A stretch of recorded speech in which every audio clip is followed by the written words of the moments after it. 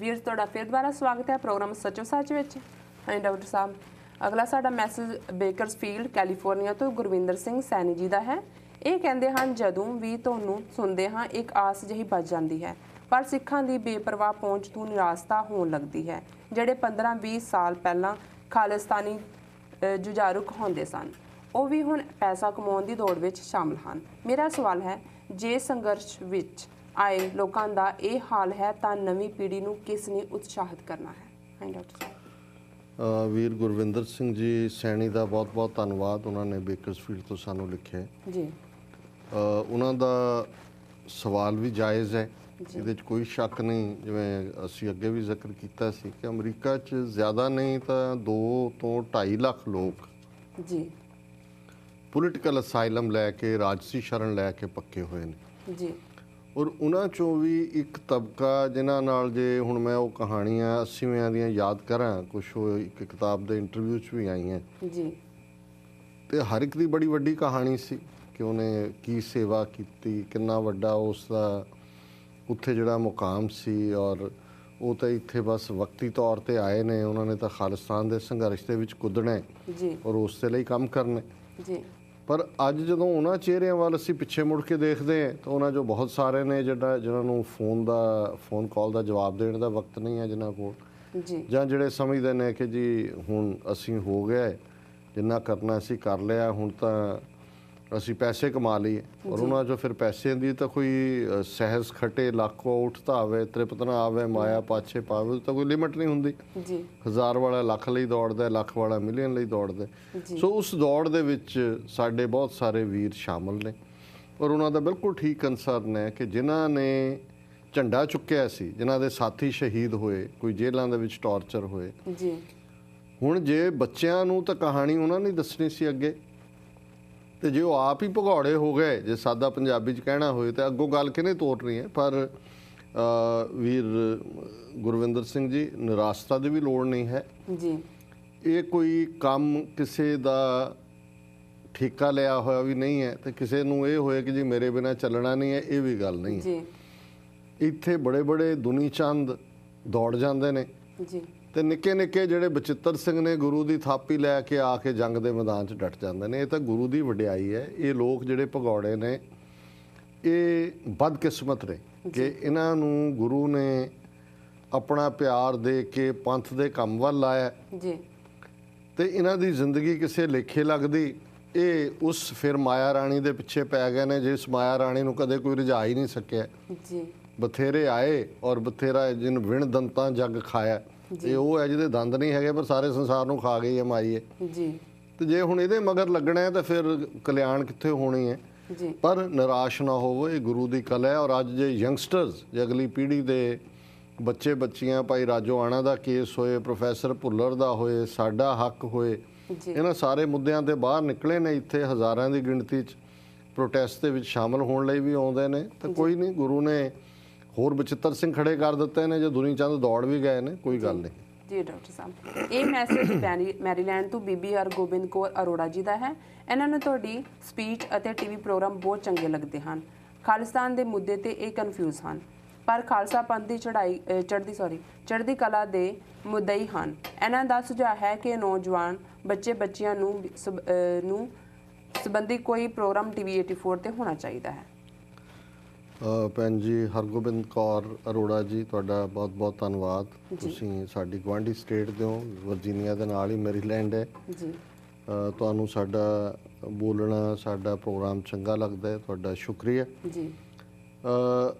ਤੁਸੀਂ ਕਨਫਿਊਜ਼ ਹੋ ਖਾਲਿਸਤਾਨ ਦੇ ਮਾਮਲੇ 'ਚ, ਤਾਂ ਕਨਫਿਊਜ਼ ਤਾਂ ਨਹੀਂ ਹੋਣਾ ਚਾਹੀਦਾ। ਜੇ ਤੁਸੀਂ ਸਾਨੂੰ ਸੁਣਿਆ ਜਾਂ ਪ੍ਰੋਗਰਾਮ ਤੁਸੀਂ ਦੇਖਦੇ ਹੋ ਤਾਂ ਮੇਰਾ ਖਿਆਲ ਹੈ ਵੀ ਅਸੀਂ ਇਸ ਗੱਲ ਦੇ ਲਈ ਹਮੇਸ਼ਾ ਜਿਹੜਾ ਇਮਾਨਦਾਰੀ ਨਾਲ ਤੱਥ ਪੇਸ਼ ਕਰਦੇ ਹਾਂ, ਇਹ ਦੱਸਦੇ ਹਾਂ ਕਿ ਭਾਈ ਸਿੱਖਾਂ ਦਾ ਗੁਜ਼ਾਰਾ ਬਿਨਾਂ ਆਪਣਾ ਘਰ ਬਣਾਏ ਨਹੀਂ ਹੋ ਸਕਦਾ। ਹੁਣ ਦੀ ਉਦਾਹਰਣ ਹੀ ਅਸੀਂ ਪ੍ਰੋਫੈਸਰ ਭੁੱਲਰ ਦੀ ਦੇਖੀ ਹੈ ਜੀ ਕਿ ਅਸਾਮ ਵਾਲਾ ਇੱਕ ਕਾਤਲ ਜਿਹੜਾ ਸਿਰ ਵੱਢ ਕੇ ਥਾਣੇ ਜਾਂਦਾ ਹੈ, ਉਹਦੀ ਜਿਹੜੀ ਹੈ ਫਾਂਸੀ ਉਮਰ ਕੈਦ 'ਚ ਬਦਲ ਸਕਦਾ ਹੈ ਸੁਪਰੀਮ ਕੋਰਟ ਜੀ, ਤੇ ਉਹੀ ਪ੍ਰੋਫੈਸਰ ਭੁੱਲਰ ਦੇ ਮਾਮਲੇ 'ਚ ਰਾਹਤ ਦੇਣ ਨੂੰ ਤਿਆਰ ਨਹੀਂ। ਫਰਕ ਕੀ ਹੈ ਜੀ?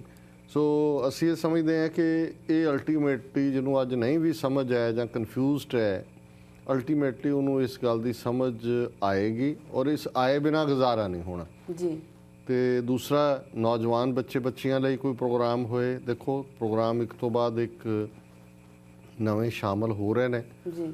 ਹੁਣ ਜਦੋਂ ਅਸੀਂ ਰਿੜਦੇ ਸੀ ਮਾੜਾ ਮਾੜਾ ਖੜਾ ਹੋਣਾ ਸ਼ੁਰੂ ਹੋ ਗਏ। ਟਾਈਮ ਵਾਰਨਰ ਤੇ ਹੈ ਇਹ ਚੈਨਲ ਜੀ। ਤੇ ਮੇਰਾ ਖਿਆਲ ਹੈ ਵੀ ਅਸੀਂ ਆਉਣ ਵਾਲੇ ਸਮੇਂ 'ਚ ਇਸ ਗੱਲ ਦੀ ਆਸ ਕਰ ਸਕਦੇ ਹਾਂ ਕਿ ਹੋਰ ਵੀ ਕ੍ਰੀਏਟਿਵ ਪ੍ਰੋਗਰਾਮ ਨੌਜਵਾਨ ਬੱਚੇ ਬੱਚੀਆਂ ਦੇ ਹਵਾਲੇ ਨਾਲ ਗੁਰਸਿੱਖੀ ਦੇ ਕੰਟੈਕਸਟ ਨੂੰ ਮੱਦੇਨਜ਼ਰ ਰੱਖਦੇ ਹਾਂ ਸ਼ੁਰੂ ਹੋਣਗੇ। ਜੀ ਡਾਕਟਰ ਸਾਹਿਬ, ਤੁਹਾਡਾ ਬਹੁਤ ਬਹੁਤ ਧੰਨਵਾਦ। ਸਾਡੇ ਦਰਸ਼ਕਾਂ ਨੂੰ ਆਈਆਂ ਈਮੇਲਸ ਨੂੰ ਤੁਸੀਂ ਆਪਣੇ ਵਿਚਾਰਾਂ ਨਾਲ ਭਰਪੂਰ ਕੀਤਾ ਤੇ ਹੁਣ ਤੁਸੀਂ ਸਾਨੂੰ ਦੱਸੋ ਸਾਡੇ ਅੱਜ ਦੇ ਸਵਾਲ ਤੇ ਜਵਾਬ ਉਹਨਾਂ ਬਾਰੇ ਅਸੀਂ ਡਿਸਕਸ ਕਰਾਂਗੇ। ਤੇ ਪਹਿਲਾਂ ਅਸੀਂ ਡਿਸਕਸ ਕਰਨੇ ਆ ਕਿ ਅੱਜ ਦੇ ਸਿੱਖ ਇਤਿਹਾਸ ਅਤੇ ਵਰਲਡ ਹਿਸਟਰੀ ਵਿੱਚ ਅੱਜ ਦੇ ਦਿਨ ਦੀ ਕੀ ਮਹੱਤਤਾ ਹੈ। ਤੇ ਅੱਜ 2 ਮਈ ਹੈ ਤੇ 2013 ਵਿਸਾਖ ਨਾਨਕਸ਼ਾਹੀ 545 ਦਾ ਦਿਨ ਹੈ। ਨਾਨਕਸ਼ਾਹੀ ਸੰਮਤ 545 ਤੁਸੀਂ ਭੁੱਲ ਜਾਂਦੇ ਹੋ। ਹਾਂਜੀ ਸੌਰੀ ਡਾਕਟਰ ਸਾਹਿਬ। ਸਿੱਖ ਹਿਸਟਰੀ ਦਾ ਇੱਕੋ ਹੀ ਵਾਕਿਆ ਅੱਜ ਦੀ ਡੇਟ 'ਚ ਹੈ ਜਿਹੜਾ ਸਾਹਮਣੇ। ਇਹ 1942 ਦੇ ਵਿੱਚ ਪੰਜਾਬ ਦੇ ਮੁੱਖ ਮੰਤਰੀ ਯੂਨੀਨਿਸਟ ਪਾਰਟੀ ਸੀ, ਪੰਜਾਬੀ ਵੱਡੇ ਜ਼ਿਮੀਂਦਾਰਾਂ ਦੀ ਪਾਰਟੀ। ਉਹਨਾਂ ਦੇ ਮੁੱਖ ਮੰਤਰੀ ਸਨ ਸਰ ਸਿਕੰਦਰ ਹਯਾਤ ਖਾਨ ਟਿਵਾਣਾ ਜੀ। ਤੇ ਉਹਨਾਂ ਨੇ ਕੁਝ ਐਮਐਲਏਸ ਨਾਲ ਮਿਲ ਕੇ ਸਰਕਾਰ ਬਣਾਈ ਹੋਈ ਸੀ ਜੀ। ਕੁੱਲ ਪੰਜਾਬ ਅਸੈਂਬਲੀ ਦੇ ਉਸ ਵੇਲੇ ਜਿੰਨੇ ਮੈਂਬਰ ਸਨ ਉਹਨਾਂ ਦੇ ਚੋਂ 117 ਮੈਂਬਰ ਸੀ। ਉਹਨਾਂ ਚੋਂ 31 ਸਿੱਖ ਮੈਂਬਰ ਸੀ ਜਿਹੜੇ ਕਿ ਉਸ ਸਰਕਾਰ ਦਾ ਹਿੱਸਾ ਨਹੀਂ ਸੀ ਜੀ। ਕਿਉਂਕਿ ਉਹਨਾਂ ਦੀਆਂ ਕੁਝ ਡਿਮਾਂਡਸ ਸੀ ਕਿ ਵੀ ਇਹ ਡਿਮਾਂਡਸ ਮੰਨੋ ਜੀ। ਸੋ ਇਸ ਦਿਨ ਦੇ ਮੌਕੇ ਦੇ ਉੱਤੇ 1940 ਦੇ ਵਿੱਚ ਸਿੱਖਾਂ ਦੇ ਲੀਡਰ ਬਲਦੇਵ ਸਿੰਘ ਔਰ ਸਰ ਸਿਕੰਦਰ ਹਯਾਤ ਖਾਨ ਦੇ ਵਿਚਾਲੇ ਸਮਝੌਤਾ ਹੋਇਆ ਜਿਹਨੂੰ ਬਲਦੇਵ ਸਿੰਘ ਸਿਕੰਦਰ ਹਯਾਤ ਖਾਨ ਪੈਕਟ ਕਹਿੰਦੇ ਨੇ ਜੀ। ਉਸ ਤੋਂ ਬਾਅਦ ਜਿਹੜੀਆਂ ਨੇ ਕੁਝ ਮੰਗਾਂ ਉਹਨਾਂ ਨੇ ਮੰਨਣ ਦੀ ਗੱਲ ਕੀਤੀ ਜਿਨ੍ਹਾਂ ਦੇ ਵਿੱਚ ਹੁਣ ਕਈ ਵਾਰੀ ਅੱਜ ਅਸੀਂ ਦੇਖਦੇ ਹਾਂ ਕਿ ਜੀ ਜਦੋਂ ਪੁਰਾਣੀ ਗੱਲ ਹੁੰਦੀ ਹੈ ਝਟਕੇ ਦੀ, ਹਲਾਲ ਦੀ, ਇੱਕ ਇਸਲਾਮਿਕ ਤਰੀਕਾ ਹੈ, ਇੱਕ ਸਿੱਖ ਤਰੀਕਾ ਹੈ। ਜੀ। ਸੋ ਉਦੋਂ ਤੱਕ ਵੀ ਇਹ ਝਗੜਾ ਸੀ 1940 ਤੱਕ ਵੀ ਕਿ ਜਿਹੜੀਆਂ ਸਰਕਾਰੀ ਸੰਸਥਾਵਾਂ ਸੀ ਜਿਹਨਾਂ ਜਿਵੇਂ ਹੋਸਟਲ ਨੇ, ਸਰਕਾਰੀ ਕਾਲਜ ਨੇ, ਉਹਨਾਂ ਦੇ ਵਿੱਚ ਝਟਕਾ ਮਾਸ ਖਾਣਾ ਜਿਹੜਾ ਉਹ ਮੁਹੱਈਆ ਨਹੀਂ ਸੀ ਕੀਤਾ ਜਾਂਦਾ। ਸੋ ਇਸ ਦੇ ਵਿੱਚ ਜਿਹੜੀ ਪਹਿਲੀ ਮੰਗ ਮੰਨੀ ਗਈ ਉਹ ਇਹੀ ਸੀ ਕਿ ਜੀ ਜਿਹੜੇ ਲੋਕ ਹਲਾਲ ਨਹੀਂ ਖਾਂਦੇ ਔਰ ਉਹ ਝਟਕਾ ਖਾਣਾ ਚਾਹੁੰਦੇ ਨੇ ਉਹਨਾਂ ਨੂੰ ਉਹ ਜਿਹੜਾ ਮੁਹੱਈਆ ਕਰਵਾਇਆ ਜਾਏਗਾ। ਦੂਸਰੀ ਮੰਗ ਉਸ ਵੇਲੇ ਉਹਨਾਂ ਦੀ ਰਿਲੀਜੀਅਸ ਸੀ ਕਿ ਸਿੱਖਾਂ ਨੂੰ ਇਹ ਡਰ ਸੀ ਕਿ ਵੀ ਅਸੀਂ ਸਾਡੀ ਘੱਟ ਆਬਾਦੀ ਹੈ, ਅਲਟੀਮੇਟਲੀ ਮੈਜੋਰਿਟੀ ਜਿਹੜੇ ਨੇ ਉਹ ਆਪਣੀਆਂ ਵੋਟਾਂ ਦੇ ਬਲਬੂਤੇ ਤੇ ਕੋਈ ਐਸੇ ਫੈਸਲੇ ਨਾ ਕਰਨ ਜਿਹੜੇ ਸਾਡੇ ਧਰਮ 'ਚ ਦਖਲਅੰਦਾਜ਼ੀ ਹੋਏ। ਸੋ ਦੂਸਰਾ ਇੰਪੈਕਟ ਦਾ ਇਹ ਸੀ ਕਿ ਕੋਈ ਵੀ ਫੈਸਲਾ ਜਿਹੜਾ ਸਿੱਖ ਧਰਮ ਨਾਲ ਰਿਲੇਟਡ ਹੈ ਉਹ ਸਿੱਖਾਂ ਦੇ ਨੁਮਾਇੰਦੇ ਹੀ ਆਪਣੀਆਂ ਵੋਟਾਂ ਨਾਲ ਕਰਨਗੇ, ਦੂਜਿਆਂ ਦੀ ਇੰਟਰਫੇਰੈਂਸ ਨਹੀਂ ਹੋਏਗੀ। ਤੀਸਰੀ ਮੰਗ ਸੀ ਕਿ ਗੁਰਮੁਖੀ ਅੱਖਰਾਂ ਵਿੱਚ ਜਿਹੜੀ ਪੰਜਾਬੀ ਹੈ ਇਹਨੂੰ ਪੰਜਾਬ ਦੀ ਦੂਸਰੀ ਜ਼ਬਾਨ ਐਲਾਨਿਆ ਜਾਏ ਕਿਉਂਕਿ ਉਦੋਂ ਫਾਰਸੀ ਜਾਂ ਉਰਦੂ ਪਹਿਲੀ ਜ਼ਬਾਨ ਦੇ ਤੌਰ ਤੇ ਸੀ। ਇਹਨਾਂ ਨੂੰ ਸਰ ਸਿਕੰਦਰ ਹਯਾਤ ਖਾਨ ਨੇ ਕਿਹਾ ਸੀ ਕਿ ਵੀ ਮੈਨੂੰ ਇਹਦੇ ਤੇ ਕੋਈ ਇਤਰਾਜ਼ ਨਹੀਂ ਹੈ ਪਰ ਇਹ ਗੱਲ ਮੰਨਦਿਆਂ ਕੁਝ ਵਕਤ ਲੱਗੇਗਾ। ਪਰ ਮੰਨ ਉਹਨਾਂ ਨੇ ਇਹ ਗੱਲ ਵੀ ਲਈ ਸੀ। ਦੂਸਰਾ ਲਾਸਟ ਸੀ ਕਿ ਜਿੰਨੀਆਂ ਪੰਜਾਬ ਦੇ ਵਿੱਚ ਨੌਕਰੀਆਂ ਨੇ ਸਰਕਾਰੀ ਔਰ ਸੈਂਟਰ ਪੱਧਰ ਦੀਆਂ ਉਹਦੇ 'ਚ 20% 20% ਰਿਜ਼ਰਵੇਸ਼ਨ ਸਿੱਖਾਂ ਦੇ ਲਈ ਹੋਏ।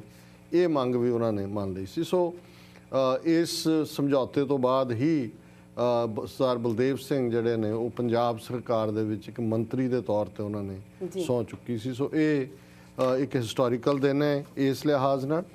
ਵਰਲਡ ਹਿਸਟਰੀ ਦੇ ਲਿਹਾਜ਼ ਨਾਲ 1776 ਦੇ ਵਿੱਚ ਜਿਵੇਂ ਅਸੀਂ ਜ਼ਿਕਰ ਕੀਤਾ ਸੀ ਕਿ 4 ਜੁਲਾਈ 1776 ਨੂੰ ਅਮਰੀਕਾ ਨੇ ਆਪਣੀ ਆਜ਼ਾਦੀ ਘੋਸ਼ਣਾ ਕੀਤੀ ਫਿਲਾਡੈਲਫੀਆ 'ਚ। ਤਾਂ ਉਦੋਂ ਦੋ ਮੁਲਕਾਂ ਨੇ ਫਰਾਂਸ ਔਰ ਸਪੇਨ ਨੇ ਐਲਾਨ ਕੀਤਾ ਕਿ ਜਿਹੜੇ ਅਮਰੀਕਨ ਆਜ਼ਾਦੀ ਲਈ ਲੜਨ ਵਾਲੇ ਨੇ ਉਹਨਾਂ ਦੀ ਅਸੀਂ ਹਥਿਆਰਾਂ ਦੇ ਨਾਲ ਮਦਦ ਕਰਾਂਗੇ। ਇਸ ਲਈ ਜੇ ਅੱਜ ਤੱਕ ਵੀ ਅਮਰੀਕਨ ਹਮੇਸ਼ਾ ਫਰਾਂਸ ਦਾ ਜੇ ਵਾਲ ਵੀ ਵਿੰਗਾ ਹੁੰਦਾ ਤੇ ਇਹਨਾਂ ਨੂੰ ਇਹ ਪੂਰਾ ਜ਼ੋਰ ਦੇ ਨਾਲ ਦੁਸ਼ਮਣ ਦੇ ਖਿਲਾਫ ਜਾ ਕੇ ਪੈਂਦੇ ਨੇ, ਉਹਦਾ ਕਾਰਨ ਇਹੀ ਹੈ ਕਿ ਇਹਨਾਂ ਨੂੰ ਕਦੇ ਨਹੀਂ ਭੁੱਲਿਆ ਕਿ ਫਰਾਂਸ ਨੇ ਸਾਡੀ ਮਦਦ ਕੀਤੀ ਸੀ। ਫਿਰ ਇੱਕ ਫਰਾਂਸ ਦਾ ਯੋਧਾ ਜਿਹਦਾ ਨਾਂ ਲਫੈਤ ਸੀ ਉਹ ਆ ਕੇ ਲੜਿਆ ਵੀ ਅੰਗਰੇਜ਼ਾਂ ਦੇ ਖਿਲਾਫ। ਔਰ ਅੱਜ ਵੀ ਜਿਹੜਾ ਵਾਈਟ ਹਾਊਸ ਦੇ ਸਾਹਮਣੇ ਪਾਰਕ ਹੈ, ਵੱਡਾ ਵਾਈਟ ਹਾਊਸ ਦਾ ਪਾਰਕ ਹੈ, ਉਹਦਾ ਨਾਂ ਲਫੈਤ ਪਾਰਕ ਹੈ ਉਸੇ ਫ੍ਰੈਂਚ ਯੋਧੇ ਦੇ ਨਾਂ ਦੇ ਉੱਤੇ। 1933 ਦੇ ਵਿੱਚ ਹਿਟਲਰ ਨੇ ਆਪਣੇ ਰੰਗ ਦਿਖਾਣੇ ਸ਼ੁਰੂ ਕਰ ਦਿੱਤੇ ਸੀ ਤੇ ਉਹਨੇ ਯੂਨੀਅਨਸ ਦੇ ਉੱਤੇ ਪਾਬੰਦੀ ਲਾ ਦਿੱਤੀ ਸੀ। 1942 'ਚ ਜਾਪਾਨੀ ਇੱਧਰ ਨੂੰ ਵੱਧ ਰਹੇ ਸੀ ਪੂਰਬ ਵੱਲ, ਉਹਨਾਂ ਨੇ ਮਾਂਡਲੇ ਬਰਮਾ ਦੇ ਉੱਤੇ ਕੰਟਰੋਲ ਕਰ ਲਿਆ ਸੀ ਤੇ ਜਰਮਨ ਇੱਧਰ ਨੂੰ ਵੱਧ ਰਹੇ ਸੀ, ਰਸ਼ੀਆ 'ਚ ਜਾ ਵੜੇ ਸੀ, ਯੂਰਪ ਦਾ ਕਾਫੀ ਈਸਟਰਨ ਯੂਰਪ ਨੂੰ ਕੰਕਰ ਕਰਕੇ। ਪਰ 1945 ਤੱਕ ਪਹੁੰਚਦੇ ਆ ਫਿਰ ਜੰਗ ਦਾ ਰੁਖ ਬਦਲ ਗਿਆ। ਰਸ਼ੀਆ ਨੇ ਅੱਜ ਦੇ ਦਿਨ ਬਰਲਿਨ ਦੇ ਉੱਤੇ ਜਰਮਨ ਦੇ ਵਿੱਚ ਕਬਜ਼ਾ ਕੀਤਾ ਔਰ ਜਰਮਨ ਆਰਮੀ ਨੇ ਇਟਲੀ ਦੇ ਵਿੱਚ ਜਿਹੜਾ ਉਹ ਸਰੈਂਡਰ ਕੀਤਾ। ਜੀ ਤੇ 2010 ਦੇ ਵਿੱਚ ਯੂਰਪੀਅਨ ਯੂਨੀਅਨ ਨੇ ਜਿਹੜਾ ਇੱਕ ਨਿੱਕਾ ਜਿਹਾ ਦੇਸ਼ ਹੈ ਗ੍ਰੀਸ, ਜਿਹਦੇ ਸਿਰ ਤੇ ਬੜਾ ਵੱਡਾ ਕਰਜ਼ਾ ਸੀ, ਸੋ 2010 ਚ ਯੂਰਪੀਅਨ ਯੂਨੀਅਨ ਨੇ ਇੱਕ ਪੈਕੇਜ 120 ਬਿਲੀਅਨ ਯੂਰੋ ਦਾ ਗ੍ਰੀਸ ਨੂੰ ਦਿੱਤਾ ਤਾਂ ਕਿ ਜਿਹੜਾ ਉਸ ਦੇ ਉੱਤੇ ਕਰਜ਼ਾ ਹੈ ਉਸ ਨੂੰ ਉਹ ਲਾ ਸਕੇ ਔਰ ਗ੍ਰੀਸ ਜਿਹੜਾ ਹੈ ਉਹ ਵਾਪਸ ਆਪਣੀ ਆਰਥਿਕ ਤਰੱਕੀ ਵੱਲ ਆ ਸਕੇ। ਸੋ ਵਰਲਡ ਹਿਸਟਰੀ ਦੀਆਂ ਇਹ ਅਹਿਮ ਘਟਨਾਵਾਂ ਨੇ। ਡਾਕਟਰ ਸਾਹਿਬ ਤੁਹਾਡਾ ਬਹੁਤ ਬਹੁਤ ਧੰਨਵਾਦ, ਤੁਸੀਂ ਸਾਡੇ ਦਰਸ਼ਕਾਂ ਨੂੰ ਅੱਜ ਦਾ ਦਿਨ ਦੀ ਅਹਿਮੀਅਤ ਦੱਸੀ। ਤੇ ਹੁਣ ਅਸੀਂ ਇੱਕ ਲੈਂਦੇ ਹਾਂ ਇੱਕ ਛੋਟਾ ਜਿਹਾ ਬ੍ਰੇਕ। ਵੀਅਰਸ ਤੁਸੀਂ ਸਾਡਾ ਪ੍ਰੋਗਰਾਮ ਇਸ ਤਰ੍ਹਾਂ ਹੀ ਵੇਖਦੇ ਰਹੋ, ਮਿਲਦੇ ਹਾਂ ਇੱਕ ਛੋਟੇ ਬ੍ਰੇਕ ਤੋਂ ਬਾਅਦ।